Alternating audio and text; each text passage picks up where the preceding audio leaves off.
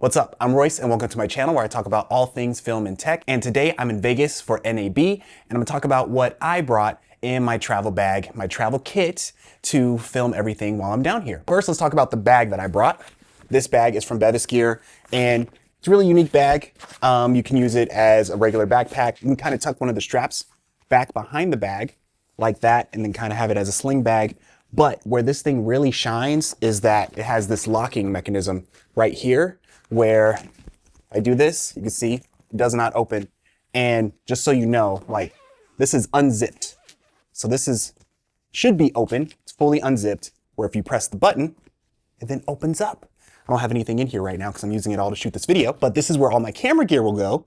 And I just snap it like that. You see here, does not open up. And this is before I even zip the bag up, like fully closed. So while I'm out and about, it's kind of hard to show this while I'm sitting down, but if I had it in like sling mode, it would be behind me like this, right? And I can sling it in front of me and I would keep this unzipped. This is how I use it. I don't even zip it all the way up fully, but because of this latch, again, I don't have to worry about this opening. But I can just press the button here, it opens up. I could peruse, grab my camera if I need anything else, CF Express card, and then snap it back. It's good to go. And just sling it right back behind me.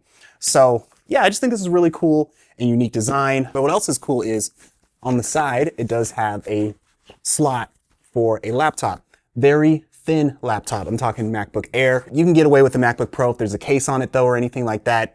It's gonna get a little tight. 14-inch. It's probably okay, but a 16-inch MacBook Pro, yeah, it's honestly too thin to fit in here. So camera-wise, I brought my Nikon ZR, and that's what I'll be bringing with me out on the show floor to shoot B-roll. I have some interviews that I'll be filming as well. I absolutely love this camera. I think the versatility is amazing.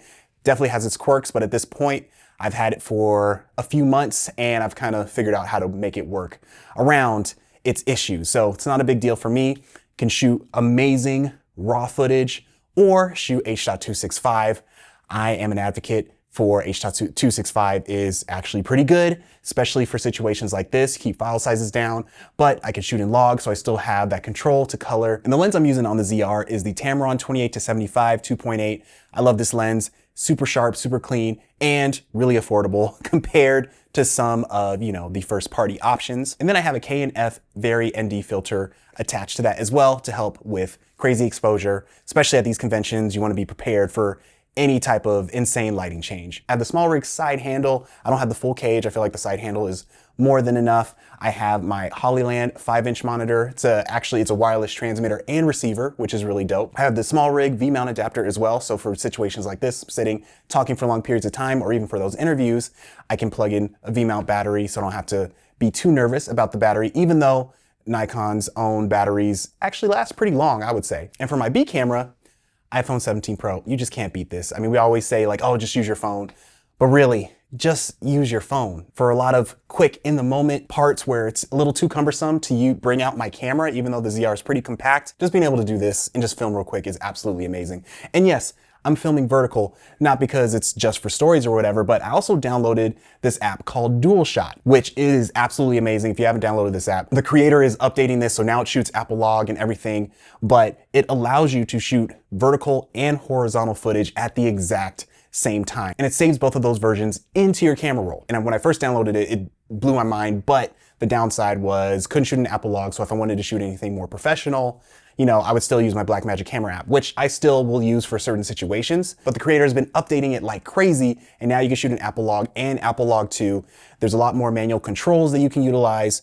I have to double check. As far as I know though, you can't record to an external device, SD card or whatever. So you still can't do that yet, but I'm sure that's coming very soon. And once it gets to that point, Dual Shot is going to be probably my main go-to over the Blackmagic camera app, which is actually crazy to say. But it's not too crazy when you consider that most of the content that we get, we want to repurpose it for all platforms. So instead of shooting horizontal and trying to frame for vertical, or shooting vertical and wishing we would have gotten horizontal for that vlog, you now no longer have to stress about that. Use one app, get both. And to bring my iPhone videography and filmmaking to the next level, I'll be utilizing some filters from Freewell. I'm actually using their iPhone case right now. It's super nice, super sleek.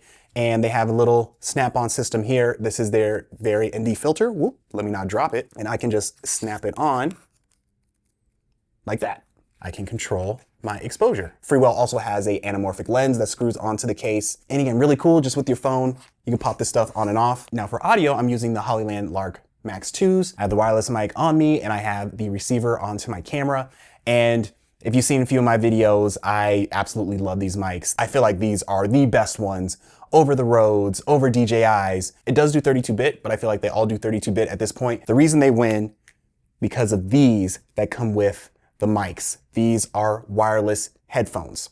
And if you hook up your receiver to your camera, there's an option to plug into your headphone jack of your camera. So I can use these to monitor the audio, not of just the mics, but of what's coming out of the camera, which is the most important thing, because you can monitor the mic and be like, oh, everything sounds great. But when that audio gets sent to your camera and how your camera is translating that can be completely different. I also brought another mic, the Comica VM40 wireless mic. And this one I'll actually have on my Nikon ZR when I'm out and about. And this is wireless, so I can record either straight to its receiver into my camera, or it has internal recording, also 32-bit. And then for lights, I brought two. My main key light is the SmallRig RC100B, and the light that's to the left of me right now, lighting up the background, that's their 40-watt light. So I mainly brought these for this setup for doing these YouTube videos, because I typically find I bring these to the show to do the interviews. I'm gonna make the lighting super awesome, super great, but things tend to happen super fast. I don't have time to light, or the space is just super cramped, so it doesn't make sense.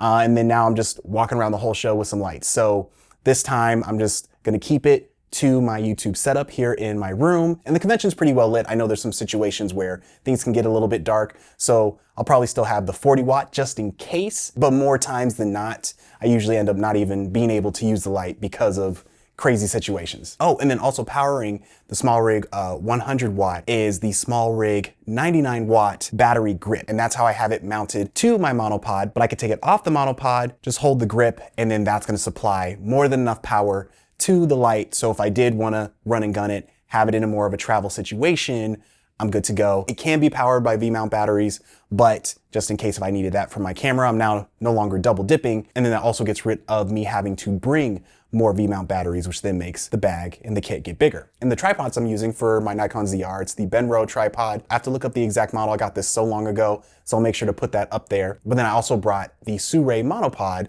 for my light. And for my editing setup, I have my MacBook Pro M4 Max. I have my Sabrent CF Express Type B card. And then I brought a new monitor I'm testing. This is my first time bringing it out on a travel gig. It's the Espresso Pro 4K 15.6-inch monitor.